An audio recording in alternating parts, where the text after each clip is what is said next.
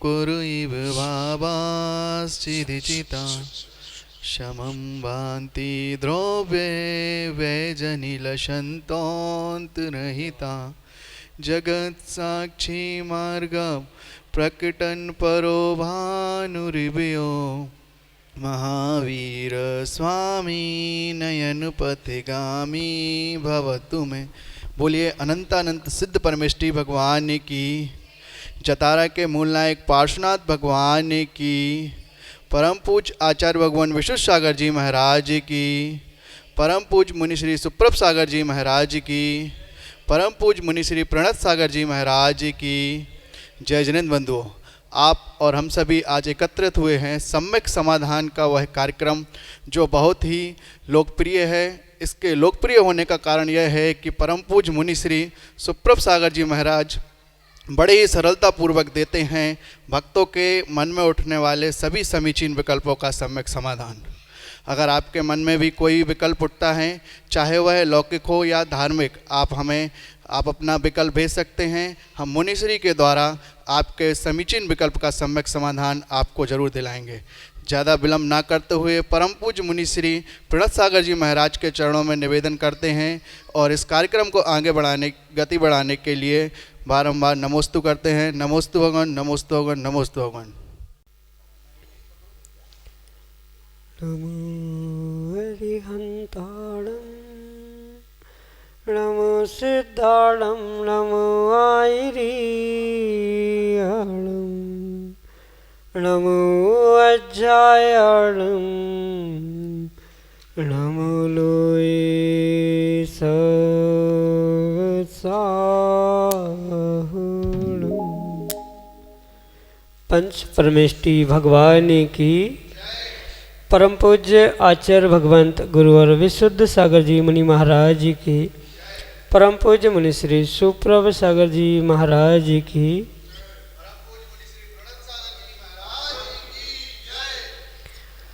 समीचीन विकल्पों का सम्यक समाधान। सम्यक ज्ञान की वह अनूठी विधा जिसके माध्यम से हम सभी अपने मन में उठने वाले उन अनेकानेक समीचीन विकल्पों का प्रतिदिन सम्यक समाधान प्राप्त करके अपने मन को निर्विकल्पता की ओर ले जा रहे हैं, क्योंकि निर्विकल्पता का ही मार्ग वास्तविक सुख का मार्ग है और उस शाश्वत सुख की प्राप्ति का वह एकमात्र कार्यकारी उपाय समीचीन विकल्पों का सम्यक समाधान, जो कि हम सभी परम पूज्य आचार्य भगवंत गुरु और विशुद्ध सागर जी महाराज के मंगल सुभाषिष से, उन्हीं के सुयोग से परम पूज्य मुनि श्री सुप्रभ सागर जी महाराज के मुखारबिंदु से प्राप्त कर रहे हैं। प्रारंभ करते हैं आज का सम्यक समाधान।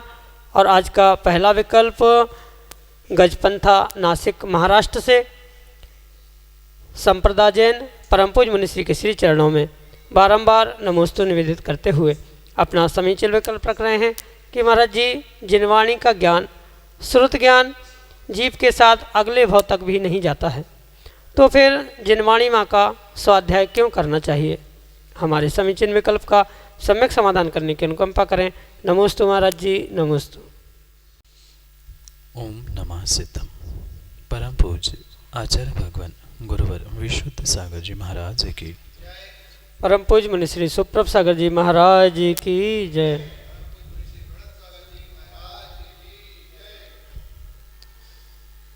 ये परम सत्य है कि वर्तमान में प्राप्त किया गया जिनवाणी का ज्ञान अगली पर्याय में नहीं पहुंचता, पर यह भी बात अवश्य समझने योग्य है कि प्रत्येक कार्य अगली पर्याय में हमें कुछ मिले या आगे कुछ मिले, इस लोभ कषाय से युक्त होकर नहीं करना चाहिए। अगर जिनवाणी का ज्ञान प्राप्त इसलिए किया जा रहा है कि हमें कुछ मिले, अगली पर्याय में जाना चाहिए, या किसी भी प्रकार का अगर वहाँ लोभ है, तो वास्तविकता में वह जिनवाणी का अध्ययन, जिनवाणी का ज्ञान नहीं है, अपितु कहीं न कहीं वह परिपूर्ण रूप से एक लोभ कषाय का ही परिणमन समझने योग्य होगा। इसलिए उस लोभ कषाय से हटते हुए हमें ज्ञान अर्जन करना होगा। बहुत सारे जीव वर्तमान में भी उस लोभ कषाय के कारण से ही कार्य करते हैं और लोभ कषाय के कारण से ही वह सम्यक ज्ञान सम्यक रूप से उन्हें प्राप्त नहीं हो पाता। या ऐसा कह दो कि उस लोभ कषाय के कारण ही वह ज्ञान अगली पर्याय में नहीं जाता। पर ये भी जितना परम सत्य सिद्धांत है उतना जिनवाणी की अपेक्षा से और आचार्य भगवंतों की अपेक्षा से ये भी समझना होगा कि जो जीव अपने जीवन भर साधना तपस्या आदि करते समय परिपूर्ण रूप से अगर निर्मल भावों के साथ साधना करता है, तपस्या करता है, ध्यान अध्ययन आदि करता है, तो नियम से वह अगली पर्याय में जिनवाणी का कुछ अंशों में ज्ञान वह ले जा सकता है। पर कुछ अंशों में पहुंचना और पूर्ण ज्ञान पहुंचना, इसमें जमीन आसमान का अंतर है। जो जीव जीवन भर कषायों से रहित होकर त्याग तपस्या साधना करता है, वह अगली पर्याय में ज्ञान को ले जाने की संभावना को प्राप्त करता है। पर ज़रूरत नहीं है कि हर जीव उस ज्ञान को अगली पर्याय में ले ही जाए, क्योंकि वह श्रुत और मति ज्ञान जो होता है वह क्षयोक्षमिक ज्ञान होता है। किसका कैसा क्षयोक्षम है, कितना क्षयोक्षम है, वह परिपूर्ण रूप से अपने अपने कर्मों पर निर्भर किया करता है। और ये भी समझे कि अगर लोभ कषाय से युक्त होकर हम ये सोच रहे हैं कि आने वाली पर्याय में हमें ज्ञान हो, इसलिए वर्तमान में ज्ञान अर्जन करें, तो वह कोई सोचना किसी भी प्रकार से उचित नहीं है, क्योंकि श्रुत ज्ञान वर्तमान में भी कार्यकारी होता है। और जो वर्तमान में कार्यकारी श्रुत ज्ञान है वह आने वाले समय में भी भले ही प्रत्यक्ष रूप से अगली पर्याय में काम में नहीं आए, याद भी नहीं आए, पर फिर भी वह श्रुत ज्ञान परंपरा से हमारे लिए केवल ज्ञान की उत्पत्ति का निमित्त साधन बन सकता। इसलिए कहीं ना कहीं अगर उस श्रुत ज्ञान के माध्यम से आराधना और निर्मल भावों से निष्कषाय होते हुए साधना की है, तो कहीं ना कहीं वह आने वाली पर्याय में हमारे लिए उपयोगी अवश्य ही होगा। मैं तो कहता हूँ अगली पर्याय में वह कार्यकारी हो नहीं हो, पर जो श्रुत ज्ञान निर्मल भावों से प्राप्त किया है वह वर्तमान में तो अवश्य ही प्रयोग करने योग्य है। और जिन जिन जीवों ने उस श्रुत ज्ञान में विशेषताओं को प्राप्त किया है, नियम से उस श्रुत ज्ञान की विशेषताओं के कारण से वह आने वाले समय में परिपूर्ण रूप से उस श्रुत ज्ञान से मनुष्य पर्याय को धन्य करते हुए, संयम को प्राप्त करते हुए, सम्यक दर्शन सम्यक ज्ञान के साथ आने वाले समय में सम्यक चारित्र को प्राप्त करते हुए मनुष्य पर्याय को धन्य करते हुए या निर्ग्रंथ पद को प्राप्त करते हुए निर्वाण को भी प्राप्त करने की संभावना होती। क्योंकि भले ही एक पर्याय का श्रुत ज्ञान दूसरे पर्याय में, जिनवाणी का दूसरे पर्याय में नहीं पहुंचता है, पर कहीं ना कहीं वह श्रुत ज्ञान का अभ्यास, श्रुत ज्ञान का सतत किया गया चिंतन मनन और अध्ययन आने वाले उसी पर्याय में भी और क्रमशः परोक्ष रूप से वह उस करने योग्य कार्यों के लिए, यानी संयम आदि चारित्र आदि प्राप्त करने के लिए कार्यकारी उपाय हो सकता है। इसलिए निर्लोभता को धारण करते हुए जीव को परिपूर्ण रूप से श्रुत ज्ञान का और जिनवाणी आदि का अध्ययन करना ही चाहिए। वह साक्षात प्रत्यक्ष रूप से वर्तमान में और परोक्ष रूप से अगली पर्याय के लिए वह निमित्त बन सकता है। यही आपके लिए सम्यक समाधान। अगले समीचीन विकल्प के लिए सुनील जैन, मोहारा मध्य प्रदेश से परम पूज्य मुनिश्री के श्री चरणों में बारंबार नमोस्तु निवेदित करते हुए अपना समीचीन विकल्प रख रहे हैं कि महाराज जी, निर्यापक मुनिराज कौन होते हैं। हमारे समीचीन विकल्प का सम्यक समाधान करने की अनुकंपा करें। नमोस्तु महाराज जी, नमोस्तु। आगम के परिप्रेक्ष्य में आचार्य भगवंतों ने मुनिराजों के अनेक प्रकार और अनेक भेद बताए। जैसे जैसे औचित्य कार्य या जैसे जैसे प्रयोजन होते हैं, बिल्कुल वैसे वैसे उन मुनिराजों के उस कार्यों को लेते हुए मुनिराजों के भेद प्रभेद आदि बहुत सारों का व्याख्यान आगम में आचार्य भगवंतों ने किया।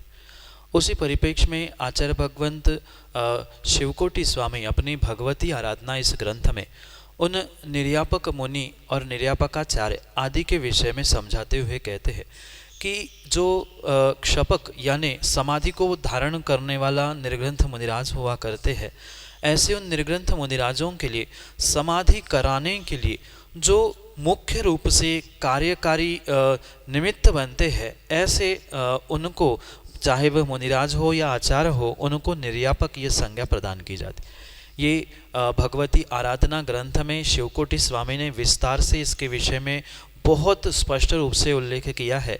जो अंतिम समय में निर्ग्रंथ मुनिराजों की समाधि करने के लिए निमित्त बनता है, ऐसे उस आचार्य परमेष्ठी को निर्यापक आचार्य कहा जाता है। और उनकी सहयोग के लिए जो 48 और भी मुनि होते हैं, उन 48 मुनिराजों को निर्यापक मुनि ऐसी संज्ञा आगम में आचार्य भगवंतों ने प्रदान की है। और इसी परिप्रेक्ष्य में जो प्रवचन सार आदि ग्रंथों में भी इस निर्यापक मुनि आदि का व्याख्यान मिलता है, वहाँ भी आचार्य भगवंत कहते हैं जो शिक्षा दीक्षा के साथ साथ निर्ग्रंथों को प्रायश्चित देकर उन्हें पुनः स्थापित किया जाता है, ऐसे उन मुनिराजों को निर्यापक मुनि इस परिप्रेक्ष्य में भी कहा जाता है। क्योंकि हमारा आगम अथाय है और उस अथाय आगम में अनेक प्रकार से इस निर्यापक शब्द को आचार्य भगवंतों ने प्रस्तावित किया है। इसलिए भगवती आराधना प्रवचन सार आदि की अपेक्षा से जो निर्यापक शब्द का, निर्यापक मुनि शब्द का अर्थ है, वह मैंने आपके सामने रखा है। शेष और भी कुछ अर्थ आगम ग्रंथों के रहस्य को समझते हुए समझने की आवश्यकता है, पर मुख्यतः शिवकोटि स्वामी भगवती आराधना में, मरण कंडिका आदि ग्रंथों में स्पष्ट रूप से उसका व्याख्यान करते हुए समाधि कराने के लिए जो निमित्त बनने वाले, सहायक बनने वाले ऐसे जो मुनिराज होते हैं, प्रायश्चित देने लेने वाले जो मुनिराज होते हैं, उनको निर्यापक ये संज्ञा प्रदान की है। और यही आपके लिए सम्यक समासान से। राकेश जैन, नमन, जुन्नारदेव, मध्य प्रदेश से परम पूज्य मनीषी के श्री चरणों में बारंबार नमोस्तु निवेदित करते हुए कह रहे हैं कि गुरुवर, यदि मुझे दुकान रोड पर कोई सोने या चांदी की कोई वस्तु मिल जाए तो हम उसके मालिक का 1 माह तक तो आने की राह देखते हैं। नहीं आने पर उस वस्तु को बेचकर राशि को मंदिर में उसके मालिक के नाम पर दान पेटी में डाल देते हैं। 3-4 बार वस्तु मिलने पर यही किया तो हमें क्या लाभ हानि होगी, या जो उसका मालिक है उसको क्या लाभ पुण्य लाभ होता है? हमारे समीचीन विकल्प का सम्यक समाधान करते हुए हमारा मार्गदर्शन करने की अनुकंपा करें। नमोस्तु महाराज जी, नमोस्तु। आगम में किसी भी प्रकार से चोरी की वस्तु का दान स्वीकार नहीं किया। जो भी वस्तु भूली हुई, पड़ी हुई, किसी की छूटी हुई भी वस्तु वह उठाई जा रही है, प्रयोग की जा रही है, तो उसको आचार्यों ने चोरी का ही रूप कहा गया है। भले ही आप 2 महीने, 4 महीने, 6 महीने, कितने ही देर तक उसके मालिक की वापस आने की राह देख रहे हैं, पर अगर वह वस्तु आपने पहले ही दिन उठाई है या 4-8 दिन, महीने, 2 महीने बाद भी उठा के स्वयं के पास रखी है, तो वह कहीं ना कहीं चोरी रूपी पाप को ही देने वाली हुआ कर।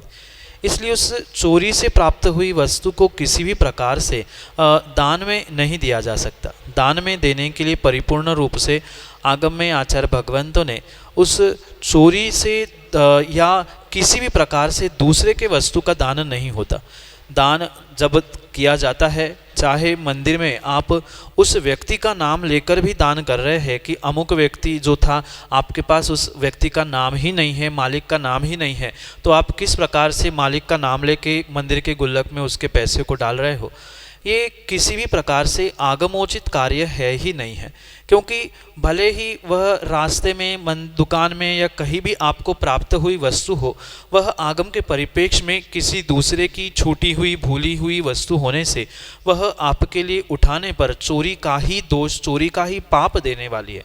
और जो भी दान होता है, वहाँ दान की व्याख्या करते हुए आचार्य भगवान कहते हैं स्वस्याति सर्गो दानम, स्वयं के और दूसरे के उपकार के लिए जो स्वयं का द्रव्य दिया जाता है, वास्तव में उसको ही आगम में आचार्य भगवंतों ने परिपूर्ण रूप से दान स्वीकार किया। जब वस्तु आपकी है ही नहीं है, तो वह आपके लिए लाभ देने के लिए निमित्त कैसे ही बनेगी? और मैं तो कहता हूँ लाभ नहीं, वहाँ तो आपको परिपूर्ण रूप से दोष ही लग रहा है, हानि ही हो रही है, क्योंकि दूसरे की वस्तु आप उठा के कुछ समय के लिए अपने पास रख रहे हो, 3 महीने 6 महीने, तो चोरी की वस्तु भले ही प्रयोग नहीं कर रहे हैं पर रखने का दोष लगा। उसको पुनः बेचकर जो पैसे आ रहे हैं वह चोरी के पैसे आप मंदिर में डाल रहे हो, उसका भी आपको दोष लग रहा है। जिसके मालिक का हमें पता ही नहीं है, उस सामग्री का दान करते हुए या उसके बदले में आए हुए पैसों का दान करते हुए मालिक का नाम आपने किस प्रकार से लिया? जब मालिक का नाम पता ही है आपको, तो आपको उस मालिक को वापस उसके घर तक पहुंचाने का प्रयास करना पड़ेगा। अन्यथा कहीं न कहीं आपके लिए वह चोरी का ही दान देने वाला, नुकसान देने वाला ही, हानि करने वाला ही हो सकता है। क्योंकि लाभ तभी मिलेगा जब आप अपने स्वयं के वस्तु का दान मंदिर आदि में दोगे। जिसका मालिक नहीं है, जिसके मालिक का पता नहीं है, उस वस्तु को स्वयं रखना, उसका प्रयोग करना, उसके बदले में पैसे प्राप्त करके मंदिर में जमा करना, ये किसी भी प्रकार से आगमोचित क्रिया नहीं है। आगम में इस कार्य को चोरी से ही उद्घाटित या चोरी से ही प्राप्त होने के निमित्त से उसे स्वीकार नहीं किया गया है। इसलिए इस निमित्त से आपको पुण्य की जगह विशेष रूप से पाप की प्राप्ति हो रही है और आपके लिए वह हानिदायक ही है। इसलिए ऐसे कार्य ना करें। जो जहाँ जैसी पड़ी है पड़ी रहने दे। जिसको जैसा उठाना है, उस वस्तु का जैसा नियोग होगा, जिस व्यक्ति के भाग्य में वो लिखा होगा वह अपनी उस वस्तु को उठा के ले जाएगा। आप भले ही वह सोने चांदी की हो या अन्य भी किसी प्रकार की वस्तु क्यों ना हो, पर दूसरे की भूली हुई, छूटी हुई, रखी हुई वस्तु को उठाना आगम के परिप्रेक्ष्य में चोरी नाम का पाप है। और इसलिए उससे बचने के लिए आप उसको पहले तो बात उठाए ही ना, और उठाया भी है तो उसको प्रयोग करते हुए या मंदिर में दान वगैरह देने का कभी भी किसी भी प्रकार से पुरुषार्थ प्रयास ना करें। क्योंकि चोरी की वस्तु का, दूसरे के वस्तु का दान होता ही नहीं है। मालिक का नाम पता है तो उस तक पहुँचाए, नहीं पता है तो उसको जैसा है वैसा है छोड़ने की आवश्यकता है। अन्यथा आपको पुण्य की लोभ में आप पाप कमा रहे हो, ये समझने की आवश्यकता है। यही आपके लिए सम्यक समाधान। अगले समीचीन विकल्प के लिए हमारे सामने हैं प्रतिष्ठाचार्य पंडित अखिलेश शास्त्री अपने समीचीन विकल्प के साथ। राम। हे गुरुदेव, नमोस्तु नमोस्तु नमोस्तु। हे भगवान, मेरे अंदर एक शंका उत्पन्न हुई, क्योंकि वर्तमान समय में अधिकांशतः मैंने देखा अनुष्ठान के मध्य में हंसी ठिठोली आदि कराई जाती है, चुटकुले सुनाए जाते हैं, लोग आनंदित होकर के हंसते हैं और फिर अनुष्ठान करते हैं। तो मेरी जिज्ञासा यह है कि अनुष्ठान, व्रत, उपवास आदि यदि स्वसमय है तो फिर क्या हंसी ठिठोली आदि करने से दोष उत्पन्न होंगे? कृपया हमारी जिज्ञासा का समाधान करें। नमोस्तु भगवान, नमोस्तु भगवान, नमोस्तु भगवान। स्वसमय और परसमय, इसे बहुत गहराई से समझने की आवश्यकता है।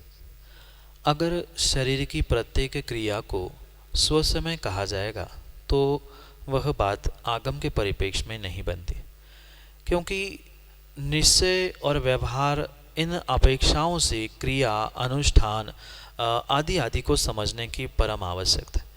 क्योंकि ये जो कुछ भी स्वसमय आदि की परिभाषा, परसमय आदि की परिभाषा लिखाई है, वहाँ पर आचार्य भगवंतों का स्पष्ट कहना है, जहाँ आत्मा से आत्मा में, आत्मा के लिए आत्मा में जो कार्य किया जाता है उसी कार्य को स्वसमय कहा जाता है। अन्य किसी भी प्रकार से भले ही व्यवहार की अपेक्षा से देवशास्त्र गुरु का पूजन पाठ आदि आदि क्रियाओं को शुभ कार्य कहा गया है, पुण्य प्राप्ति के भी कार्य कहे गए हैं, पर निश्चय की अपेक्षा से वहाँ वह पंच परमेष्ठी भी उन आत्मा में लीन होने वाले जीवों के लिए निश्चय की अपेक्षा से पर समय या पर तत्व ही कहे गए हैं।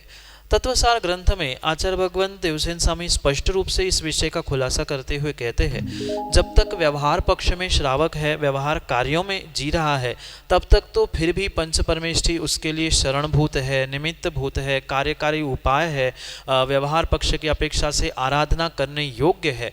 पर जैसे ही वह जीव निश्चय में पहुंचता है, निश्चय की प्राप्ति के लिए उद्यत करता है, तो वही कार्य उसके लिए, वही पंच परमेष्ठी, वही देवशास्त्र गुरु उस जीव के लिए कहीं ना कहीं परगत तत्व बन जाते हैं, जो कि उसके लिए पर समय रूप ही स्वीकार किए गए। इसलिए व्यवहार पक्ष की अपेक्षा से, श्रावकों की अपेक्षा से सामान्य बात अगर समझे तो भले ही पूजा पाठ, अनुष्ठान, विधान, व्रत, जप, तप आदि ये सब कुछ कितने ही शुभ कार्य क्यों ना कहे गए हैं, पर आगम के परिप्रेक्ष्य में निश्चय की अपेक्षा से वह स्वसमय है ही नहीं है।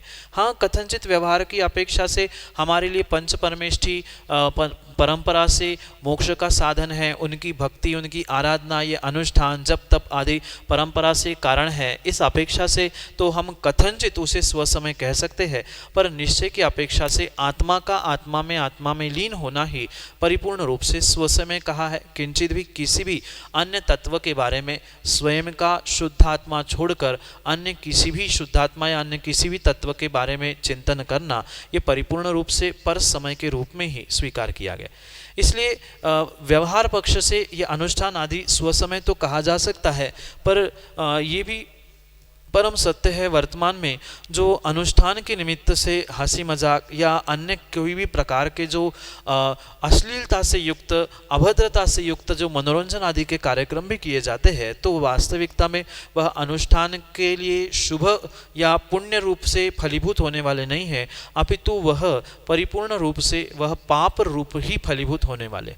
इसलिए भले ही वह स्वसमय पर समय न्याय को अपेक्षा से वह भिन्न भिन्न क्यों ना हो, पर अनुष्ठानों में ये सभी कार्य करना, हंसी मजाक करना या अन्य किसी भी प्रकार से अश्लीलता का प्रयोग करना, चाहे शब्दों का हो, क्रियाओं का हो, वह किसी भी प्रकार से आगम में उन अनुष्ठानों में शोभा नहीं देता, क्योंकि ये अनुष्ठान मनोरंजन के लिए नहीं है, अपितु वह वास्तविक स्वसमय को प्राप्त करने के लिए और आत्मरंजन के लिए है।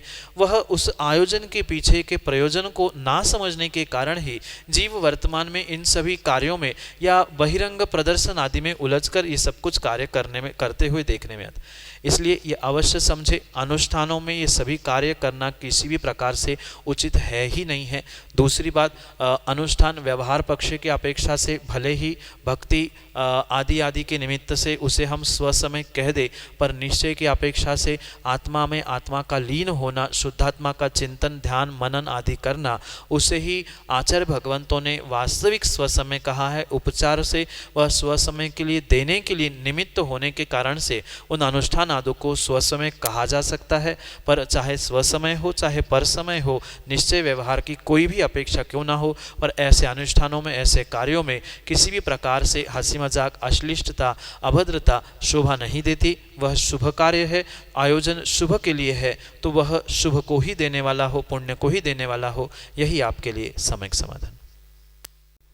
अगले समीचीन विकल्प के लिए गुरसराय उत्तर प्रदेश से हमारे सामने हैं रमन जैन बिट्टू अपने समीचीन विकल्प के साथ।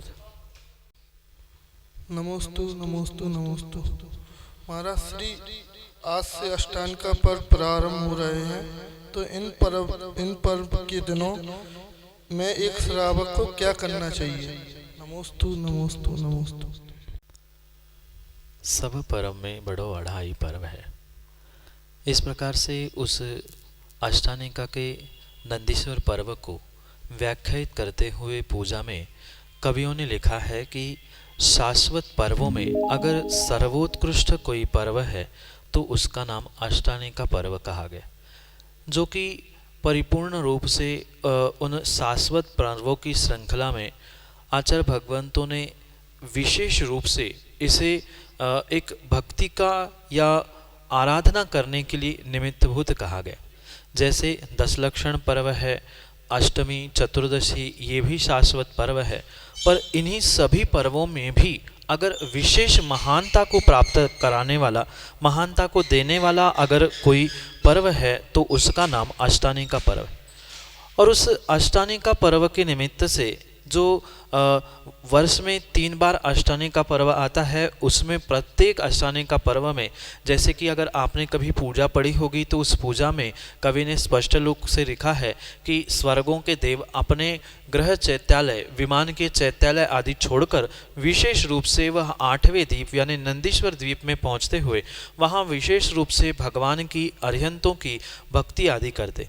तो श्रावक का भी एक कर्तव्य बनता है कि अष्टानिका पर्व में वह अपने समय को परिपूर्ण रूप से कहीं न कहीं भगवान की भक्ति में व्यतीत करने की आवश्यकता है। और मैं तो कहता हूँ कि जैसे पूजा में कहा है कि हमें वहाँ नंदीश्वर द्वीप में या अकृत्रिम जिनालय में, अकृत्रिम द्वीप आदि में पहुँचने की शक्ति नहीं है, तो यहाँ करी स्थापना, हम उसकी स्थापना यहाँ करते हुए 8 दिन हमें उस नंदीश्वर की आराधना, नंदीश्वर की पूजा, जो 52 जिन चैत्यालय जिन बिंब आदि आदि की जो व्याख्या प्राप्त होती है उनको समझते हुए विशेष रूप से इन अष्टानिका के दिनों में जीवों को और श्रावकों को भगवान की भक्ति में अपने समय को व्यतीत करना चाहिए। जितनी अधिक भगवान की भक्ति आराधना आदि में जीव अपनी साधना को और अपने समय को लगाने का प्रयास करेगा, उसको उतना उतना विशेष फल उस भक्ति आदि के निमित्त से अवश्य ही प्राप्त होगा।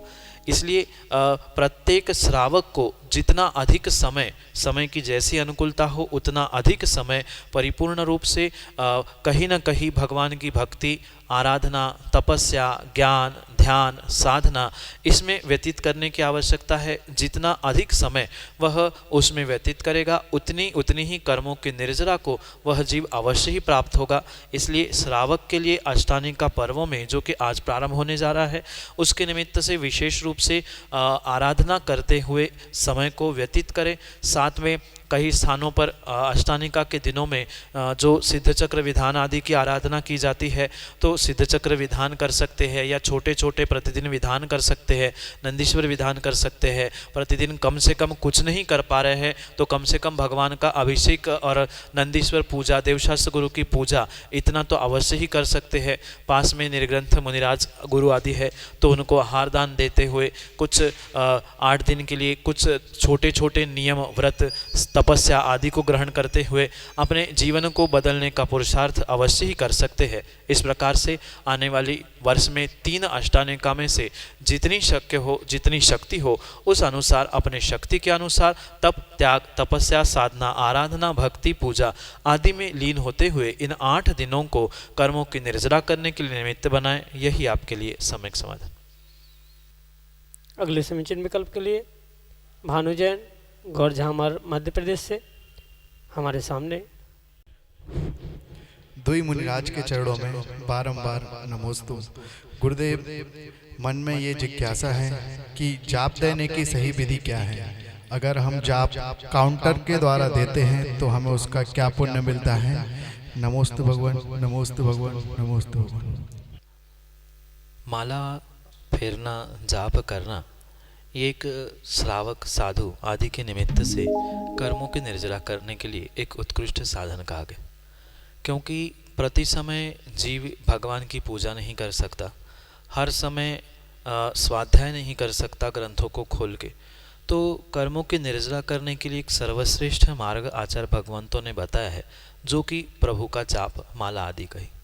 और उसी का व्याख्यान और विस्तार करते हुए स्पष्ट रूप से आचार्य भगवान कहते हैं कि जितना माला फेरने में, जितना व्यवस्थित जाप करने में जीव एकाग्रता को, साधनों को प्राप्त करेगा उसका विशेष फल उन जीवों को उस कार्य में मिलता है। क्योंकि प्रत्येक कार्य की सिद्धि के लिए आचार्य भगवंतों ने भिन्न भिन्न प्रकार की जाप और उसका भिन्न भिन्न प्रकार से महत्व बताया गया है। तो जीव को किस कार्य के लिए और किस अभिप्राय से जीव उस माला को, जाप को कर रहा है, उसको लेते हुए किस प्रकार की जाप यानी किस प्रकार की माला, धागे की माला से, स्फटिक की माला से, सोने चांदी और उत्कृष्ट धातुओं की, हीरे की आदि माला का किस प्रकार से प्रयोग करना, ये सोचना जरूरी होता है। पर अगर सामान्य रूप से उसकी विधि समझे तो वास्तविकता में मात्र संख्या पूर्ण करना ये भी एक उसके पीछे अभिप्राय हो सकता है। क्योंकि हर समय सर्वत्र माला लेकर जाना शोभा भी नहीं देता, या कभी कभी अशुद्ध स्थानों पर माला लेके गए तो माला की भी अशुद्धि हो गई। तो उससे बचने के लिए जो वर्तमान में ये काउंटर आदि का प्रयोग किया जा रहा है उस प्रयोग से कई पाप लगने वाला नहीं है, क्योंकि वहाँ परिपूर्ण रूप से संख्या पूर्ण देखनी है कि 108 पूर्ण हुई है कि नहीं हुई है। उसके लिए उस काउंटर आदि से जाप तो कर सकते हैं पर पुण्य भी मिलेगा, पाप नहीं मिलेगा। पर उत्कृष्ट विधि अगर जाप करने की कही लिखी है तो आचार्य भगवंत कहते हैं सर्वोत्कृष्ट विधि उंगली से जाप करने से ही कही जाती। भले ही धागे की, सोने चांदी आदि की कितनी ही धागा मालाओं से उसका विशेष फल तो होता है, पर फिर भी जो मुमुक्षु है यानी जिसे मोक्ष की प्राप्ति करना है उसके लिए आगम में आचार्य भगवंतों ने उंगली से या अधिक से अधिक धागे की माला से ही जाप करने की विधि बताई, क्योंकि जो मुमुक्षु है जिसे मोक्ष की प्राप्ति करनी है वह अन्य लौकिक साधनों की प्राप्ति के लिए कभी भी साधना या जाप आदि नहीं करता।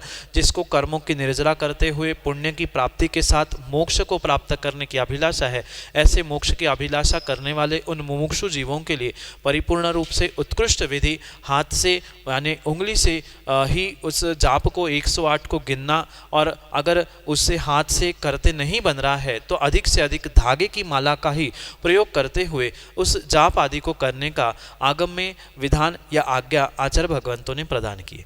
पर यह भी परम सत्य है कि काउंटर या वर्तमान में बहुत सारे ऐसे साधन हुए हैं जिसके माध्यम से वह गणना पूर्ण होती है, उसमें दोष नहीं है, पर फल भी उतना विशेष नहीं मिलता जितना हाथ से और माला से करने वाले जाप का विशेष फल मिलता है, उतना उस भौतिक साधनों के प्रयोग से किए गए जाप आदि का फल नहीं मिलता। ये पुनः पुनः मैं कहता हूँ कि उससे दोष नहीं है, पाप नहीं लगेगा, पर जो विशेष फल और विशेष पुण्य जो धागे की माला और हाथ से फेरने के मिलता है उतना सामान्य रूप से उस काउंटर आदि से नहीं मिलता। और उसके साथ जो विशेष रूप से अन्य भी मालाओं का व्याख्यान मिलता है, स्फटिक के माला से ये कार्य, सोने की माला से, चांदी की माला से, मोती की माला से, सबकी मालाओं का व्याख्यान कार्य और जाप आदि के निमित्त से आचार्य भगवंतों ने बताया है। उसको भले ही कितनी महत्ता दी है, पर एक सामान्य मुमुक्षु जीव जो पापों की निर्जरा करना चाहता है, मोक्ष की प्राप्ति करना चाहता है, उसके लिए तो मात्र और मात्र श्रेयस्कर कुछ है तो वह उंगली से किया जाने वाला ही जाप है या वह धागे की माला से किया जाने वाला जाप है। यही आपके लिए सम्यक समाधान। उम्मीद है आप सभी को मिल गया होगा आपके समीचीन विकल्पों का सम्यक समाधान। अगर आपको आपके समीचीन विकल्पों का सम्यक समाधान प्राप्त नहीं हुआ है तो आप हमारे YouTube चैनल सुप्रभ उवाच पर 5:13 पर प्रतिदिन प्रसारित होने वाले कार्यक्रम में देख सकते हैं। और अगर आपके मन में और विकल्प उठ रहे हैं तो आप हमें हमारे व्हाट्सएप नंबर पर भेज सकते हैं। हमारा व्हाट्सएप नंबर है 8707548811। इसको एक बार और रिपीट नोट कर लीजिएगा, 8707548811। और अगर आप ईमेल उपभोक्ता हैं तो हमारी ईमेल आईडी पर आप मेल कर सकते हैं। हमारी ईमेल आईडी है samyak.samadhan@gmail.com। और आप हमारे मुनिश्री के प्रवचनों से जुड़ना चाहते हैं तो इनका प्रसारण जनवाणी चैनल पर होता है एवं YouTube पर सुप्रभ उवाच पर जाकर आप देख सकते हैं। जय जिनेंद्र बंधु।